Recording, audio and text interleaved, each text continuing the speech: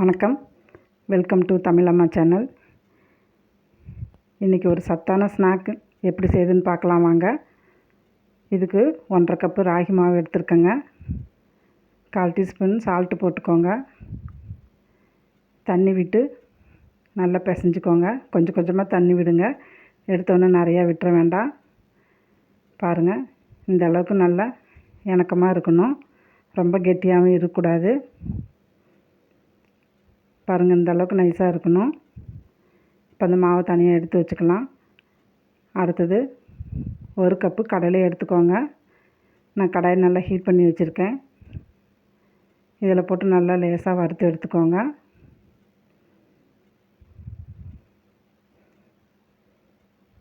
இது நல்லா ஆறட்டுங்க. ஆறின பிறகு கையில் நல்லா தேய்ச்சிட்டிங்கன்னா தோலெல்லாம் பிரிஞ்சு வந்துடும்.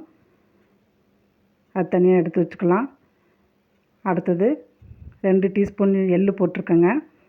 நான் வெள்ளை எள் போட்டிருக்கேன். நீங்கள் கருப்பு எள் இருந்தால் கூட போட்டுக்கலாம். அதையும் லேசாக வறுத்து எடுத்துக்கோங்க. இப்போ தோசைக்கல்லை ஹீட் பண்ணி வச்சுருக்கேன். இந்த அடையை போட்டு நல்லா தட்டி கொஞ்சமாக ஆயில் விட்டு வேக வச்சு எடுத்துக்கோங்க.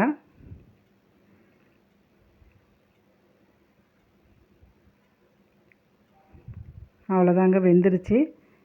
இது நல்லா ஆறட்டுங்க. ஆறின பிறகு கொஞ்சம் கொஞ்சமாக பிச்சு எடுத்து வச்சுக்கோங்க. சின்ன சின்னதாக பிச்சு எடுத்துக்கோங்க. ஏன்னா அது மிக்ஸி ஜாரில் போட்டு அரைக்கணும்.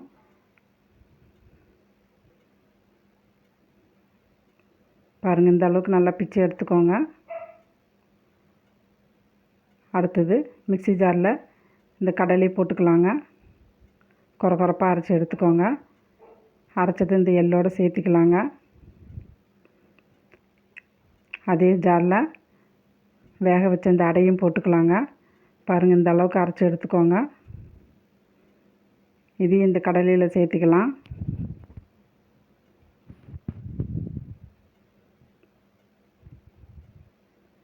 இப்போ எல்லாம் அடையும் எல்லாம் அரைச்சி எடுத்தாச்சுங்க. எல்லாத்தையும் இதில் சேர்த்திட்டேன். அடுத்தது 3/4 கப்பு வெல்லம் எடுத்திருக்கேன். இதையும் மிக்சியில் போட்டு நல்லா அரைச்சிக்கோங்க. அதையும் இதில் சேர்த்திக்கோங்க.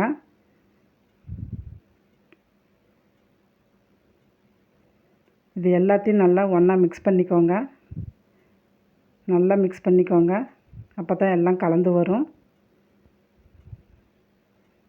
மிக்ஸ் பண்ணதை இப்போ உருண்டை பிடிச்சி எடுத்து வச்சுக்கலாங்க. அவ்வளோதாங்க, எள்ளு உருண்டை ரெடிங்க.